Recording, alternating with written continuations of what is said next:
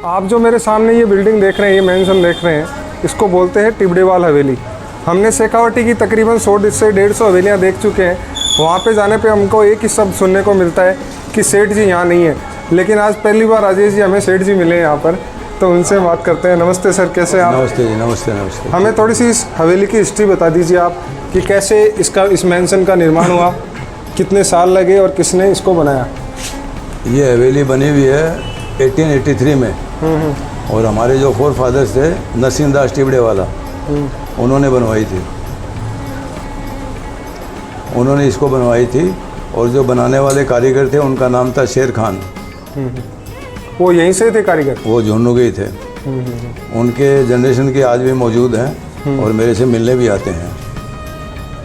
तो अभी आप कहाँ सेटल्ड हैं? अभी मैं कलकड़ा में सेटल्ड हूँ।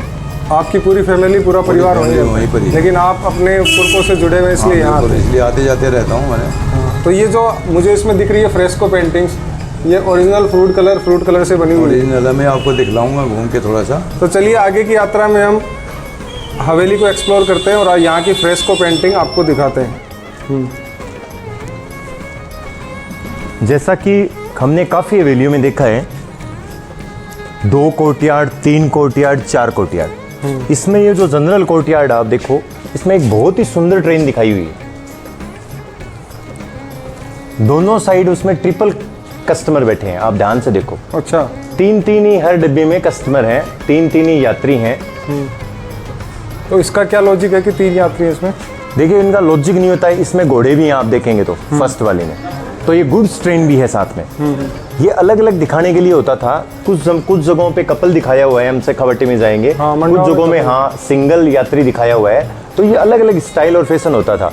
यहाँ पे आप देखो, पशुओं के साथ भी बैठे हुए दिखाए हुए हैं। ब्रिटिशर्स जैसे लग रहे हैं, आप देखेंगे इनके मूंछों के हिसाब से।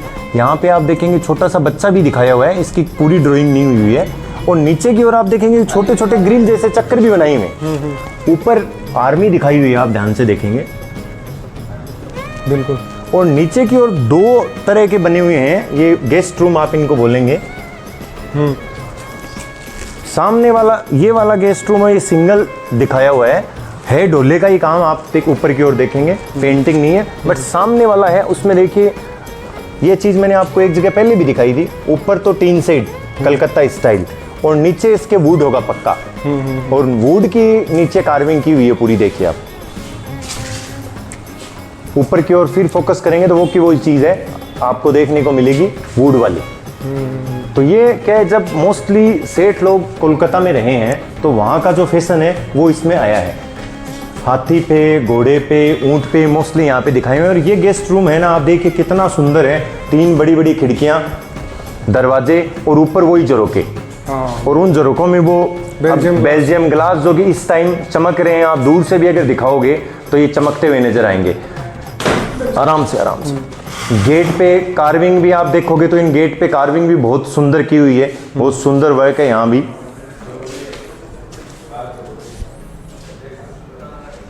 और जनरल कोर्टयार्ड के बाद हम अंदर की ओर चलेंगे, जनाना या लेडीज कोर्टयार्ड। और बीच में हमारे साथ भाई साहब है। अगर कोई स्पेशल कोई चीज़ हो तो भाई साहब हमें बता देना ना। चलिए, आपने देखेंगे वो है भैरू जी का चित्र, आप बीच में देखेंगे सेंटर में। अच्छा। आप उसको जहाँ से भी देखेंगे, ये जो स्लाइड करेगा कि अपनी ओर देख रहा है। देखिए, भाई साहब ने जो बताया मैं आपको एक्सप्लेन कर देता हूँ। जो एकदम सेंटर में बना हुआ है वो भैरू जी हैं, देवता। तो जैसा कि 2 जांटी बालाजी मंदिर में हम देखते हैं ना उस रथ को, वो चारों ओर से देखता है। आप इसको किसी से एंगल से भी देख लो, ये लगेगा कि आपको ही देख रहा है। आप इधर से देखोगे तो भी आपको ऐसे लगेगा कि ऐसे देख रहे हैं। बीचों बीच सेंटर में आप देखेंगे। और उसके अलावा गोपियां, कृष्ण, राधा म्यूजिकली फैशन में मोस्टली ये होता है वेलकम के लिए। और ये वही पौड़ी दहलीज आगे की ओर जैसे जैसे हम बढ़ेंगे। ये गेट उसी टाइम के हैं, पुराने? एकदम उसी टाइम के। और सामने वही दरवाजा, छोटा सा खिड़की कि कोई भी महिला है बाहर से पहले ही देख ले कि कौन आया है कौन नहीं आया है, इधर से देख ले। हाँ, ये सबसे मेन रहता था पुरानी हवेलियों में कि यहाँ से वो देख लेती थी कि मुझे जाना है या नहीं जाना है। हमने जितनी भी हवेलियाँ देखी, मैंने आपको पहले बताया था, similar fashion. 2 bedroom, kitchen, water house और सीढ़ियाँ।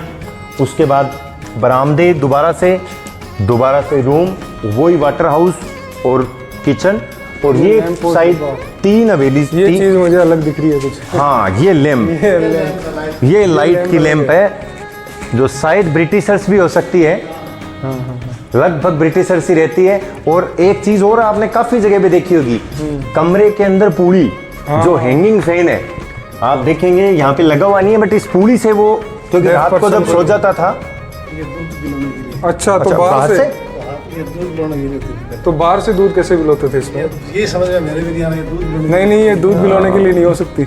नहीं, उसका पर ये तो परिंदा है ना? कारण ये हो सकता है कि वो महिला एंट्री नहीं करती हो हर जगह, ये भी हो सकता है। जैसे मान लो कोई रसोई वाली महिलाएं हो, उनको अंदर जाने के लिए परमिशन ना दे। ठीक है, सही बात है थारी। नहीं, ऐसा एक हवेली में मैंने देखा था जैसलमेर में कि औरतों के जब वो माहवारी की समस्या आती है तो उस टाइम वो अंदर नहीं जाती, इसलिए वो बाहर से ही कर लेती थी। शायद ये भी हो सकता है। तो बेसिकली ये पहले खाली होता था, अब भर दिया होगा। और इन दरवाजों पे जो कार्विंग है बहुत ही सुंदर, अलग से ही दूर से ही दिखाई दे रही है। जो फ्रंट के दरवाजे हैं ना, आप देखेंगे इन पे जो कार्विंग की गई है,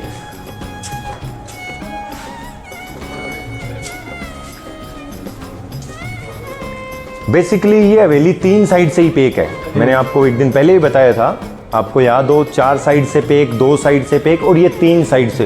तो 3 साइड से पैक हवेली वास्तु की दृष्टि से सबसे अच्छी बताई जाती है, क्योंकि ये उनकी जो शेप बनती है ना, पीछे सबसे ऊंचा, आगे नीचे, तो ये सबसे सुंदर उस टाइम पे। 2 चौक की हवेली बोलेंगे मतलब? हाँ, 2 चौक की हवेली।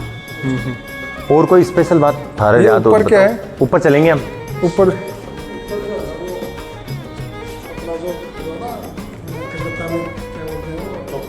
चौपड़, चलो चलते हैं, देख लेते हैं। चलो बाहर से।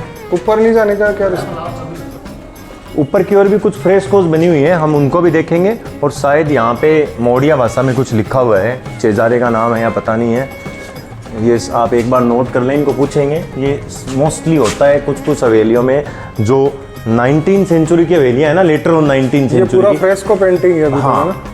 ये पूरा वही कलर है, बस आप यहाँ देखो कि यहाँ फ्रेमिंग है ना, छोटी छोटी फ्रेम बना दी है, उनमें पेंटिंग है। ये बहुत कम जगह देखने को मिलता है। अब यहाँ पे होना चाहिए था एक झरोखा, जिससे वह अंदर जाए, बट झरोखा तो अगले ने बनाया नहीं, और उसकी पेंटिंग बना दी।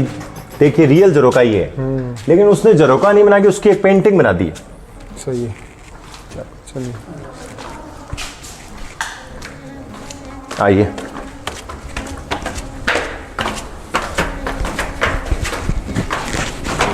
हेलो, अब हम आ गए हैं ऊपर, और ऊपर के हिस्से में हम देखते हैं तो ये 3 साइड से पैक हवेली के ऊपर जो फ्रेस्कोस बनी हुई है, इसको हम ध्यान से देखेंगे तो एक छोटा सा पोर्शन बना हुआ है। ऊपर जितने भी दरवाजे मैं फिर बताऊंगा, इनकी कार्विंग अपने आप में ही अलग नज़र आ रही है।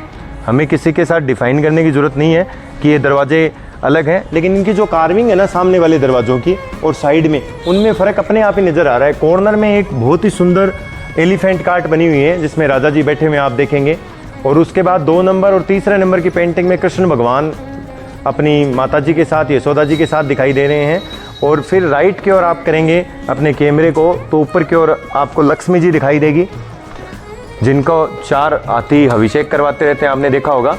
शिव परिवार है, घोड़े पे है।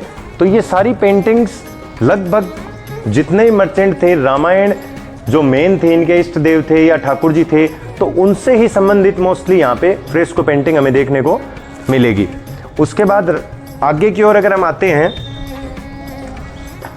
तो ये वाला हिस्सा है, इसकी बनावट से ही हमें आइडिया लग रहा है कि ये लेटर ऑन 20th सेंचुरी का है। जब 20th सेंचुरी स्टार्ट हुई होगी, उस जमाने में वही टीन शेड का वर्क। अब नीचे से ऊपर में चेंज क्या आया, आप देखिए, ये जो पिलर्स थे नीचे बने हुए हैं काट के, वुड के, और यहाँ पे ये पिलर्स हो गए हैं लोहे के, वही टीन शेड वर्क। और ये दरवाजे हैं, अगर आप कलकत्ता की स्टाइल देखोगे तो सिमिलर वो की वो स्टाइल है। ऊपर की ओर भी बहुत सुंदर फ्रेस्को थी शायद, लेकिन ये पूरी डैमेज हो गई है। और इधर आप देखेंगे ऊपर का एक हिस्सा है जिसमें बहुत ही सुंदर आर्चेज बनाई है, शायद ये छत का हिस्सा है। तो इसके ऊपर भी जाने का अगर परमिशन मिलेगा तो छत का व्यू, हम पूरे झुंझुनू का व्यू जितना नज़र आएगा आपको ऊपर से हम दिखाएंगे। झुंझुनू से कुछ हमारे दोस्त भी हैं, 2 लोग हमारे साथ हैं। क्या नाम है भाई साहब आपका? मोहम्मद फारूक जी। आपका? सूर्य भाई। और भाई साहब केयर टेकर भाई साहब तो हमारे साथ हैं ही हैं, हमारे सुभाष जी शिवाजी सैनी। सैनी। और यहाँ के आर्किटेक्चर भी वो जो बता रहे हैं कि शेर खान थे। हाँ जी, शेर खान।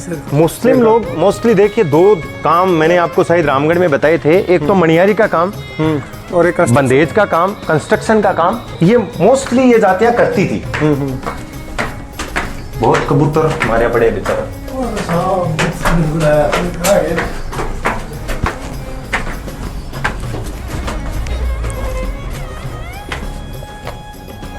ये देखिए पूरा झुंझुनू दिखेगा यहाँ से। सुरेश जी बता रहे हैं कि यहाँ से पूरा झुंझुनू दिखेगा। तो कोशिश तो हमारी है जितना दिख सके, एक और पहाड़, एक और हवेलियाँ आपको दिखाएंगे अभी। भाई साहब ये कुछ इधर गए, ये इसके पास में दरगाह है। दरगाह और मस्जिद में डिफरेंस क्या होता है राजीव जी? मस्जिद एक पैरेलल शेप में होती है और दरगाह हमारी जो छतरी हैं उस शेप में होती है। दरगाह कवर्ड होती है, मस्जिद के चारों ओर 4 पिलर्स रहते हैं, दरगाह के वो नहीं होते। अच्छा, ये 2.5 दिन का झोपड़ा देखे। हाँ, ये लगभग आप जितनी भी फेमस दरगाहें देखेंगे ना उनका ये स्ट्रक्चर। स्कूल है सामने। हाँ, ये स्कूल है, हमें शायद सेठ जी से लास्ट में पूछना पड़ेगा। सेठ जी के परिवार नहीं, सेठ जी ने बनवाई थी इनके सुभाष जी भाई साहब बता रहे हैं कि 1937 में सेठ जी के वंशजों ने ही इस स्कूल का, कन्या पाठशाला का, पहली कन्या पाठशाला का निर्माण करवाया है और ये अभी भी वर्तमान में चालू है। अच्छा, एक और देखिए हमारे पहाड़ दिख रहे हैं, एक और कुछ हवेलियाँ, मिला जुला रूप। और ये शायद सामने मनसा माता का मंदिर है जो सामने दिख रहा है शायद। हाँ, तो एक दिन हम इसकी भी विजिट करेंगे थोड़े दिन बाद। और एक साइड हमारे दरगाह है, मंदिर है, नया स्ट्रक्चर के बीच में 1-2 हवेलियाँ भी हमें दिख रही हैं और एक जोरावरगढ़ बुर्ज दिख रही है। ये बुर्ज है वो जोरावरगढ़ है। इसमें जाने की मिल सकती है क्या परमिशन हमें? जोरावरगढ़ खुल्लू है क्या? खुला है, चलेंगे, आप चलोगे हमारे साथ? सेठ जी की अब लेते हैं हम छोटी सी बाइट्स लास्ट में, और फिर आगे की यात्रा में हम आपको दिखाएंगे जोरावरगढ़। जोरावरगढ़ चलिए। नया पाठशाला है, ये 1937 में नरसिंहदास जी ने बनवाई थी, जो हमारे बड़े दादा थे। ये कितने साल पुरानी है? 1937 में। अभी ये गवर्नमेंट को दे दी या कोई ट्रस्ट चला रहा है? मिडिल चालू हो गई थी और झुंझुनू की पहली लड़कियों की स्कूल थी।